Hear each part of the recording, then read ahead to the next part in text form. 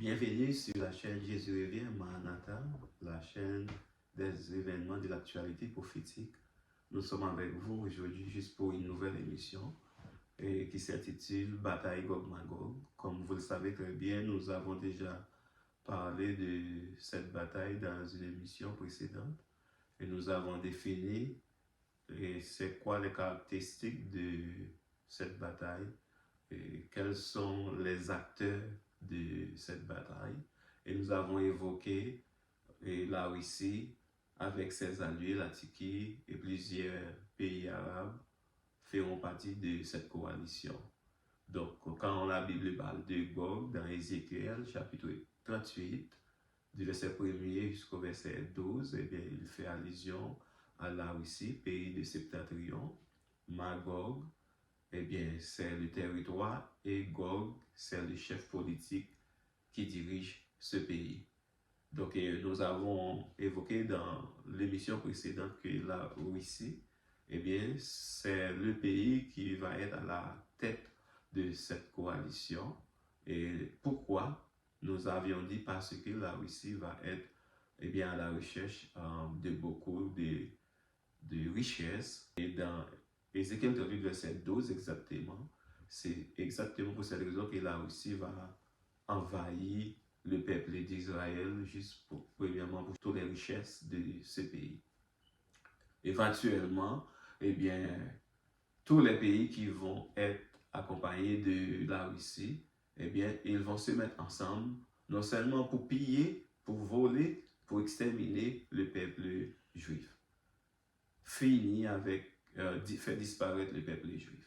C'est ça leur mission générale. Cependant, nous avons expliqué également que Dieu va faire son intervention pour sauver ce peuple, parce que le peuple juif, c'est le peuple de Dieu. Alors, le but de cette émission aujourd'hui, c'est juste pour aller voir comment Dieu va intervenir pour sauver, pour délivrer son peuple à travers cette bataille qui s'intitule Bataille Gog-Magog. Donc, nous avions dit, eh bien, dans Ézéchiel 39, du verset 1er jusqu'au verset 25, Dieu a bien élargi tous les détails sur comment il va exterminer le chef, c'est-à-dire Gog, et les alliés de Gog. Donc, l'Éternel dit, c'est lui-même qui a donné cette vision à Ézéchiel, et cette vision est datée depuis 2600 ans. Donc voilà, nous sommes maintenant en 2025 et nous pensons effectivement, nous sommes sur le point de voir accomplir bien, cette bataille qu'Ézéchiel avait parlé depuis 2600 ans. Donc effectivement, donc Dieu va intervenir comment? Eh bien, il va même provoquer la Russie pour aller attaquer Israël. C'est Dieu qui va provoquer la Russie pour aller attaquer Israël.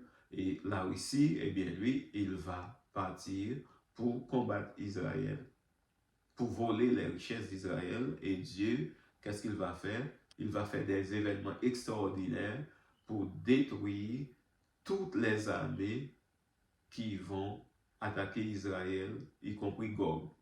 Alors, pour répondre, quand on parle de Gog, eh bien, Gog, c'est le chef du territoire, et Magog, c'est le territoire même, c'est le pays. Donc, c'est-à-dire, le chef Gog va détruire totalement, et ses alliés et toutes les armées vont exterminer. Eh bien, il va avoir du souffle, il va avoir du feu, et l'Éternel dit, il va envoyer des oiseaux pour manger la chair des soldats.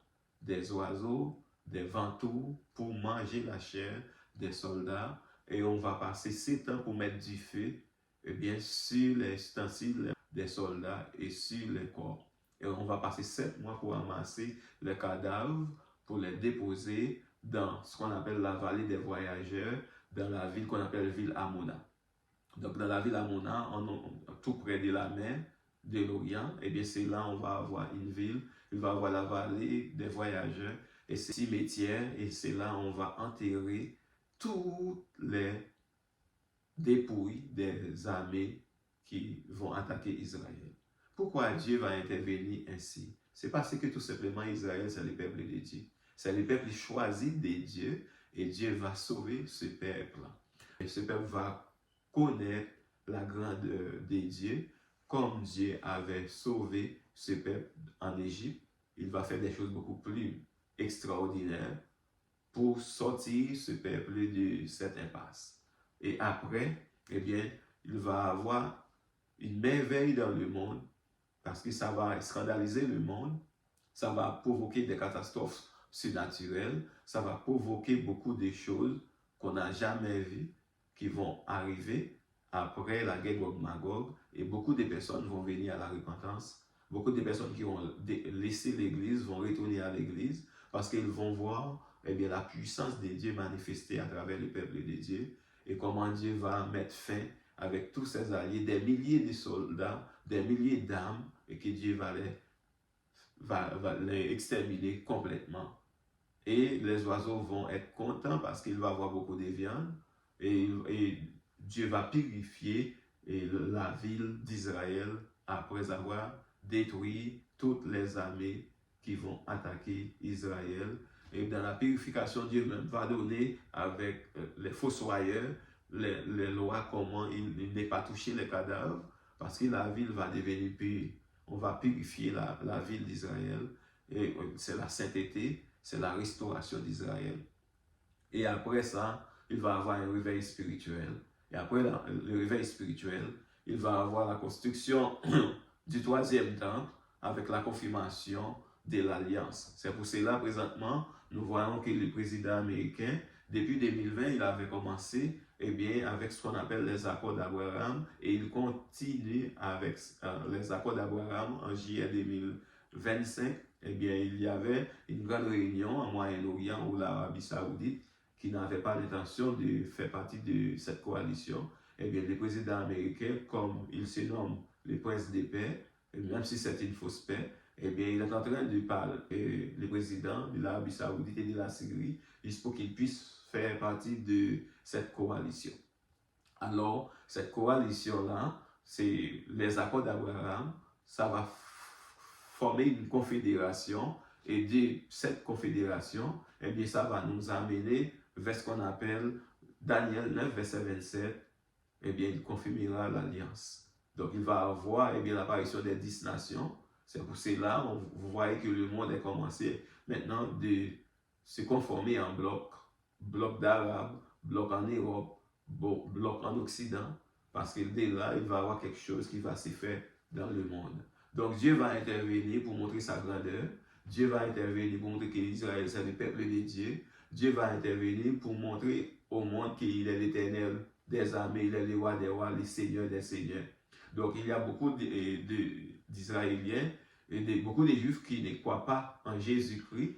Jésus va intervenir même pour pouvoir montrer aux gens qu'il est le sauveur du monde.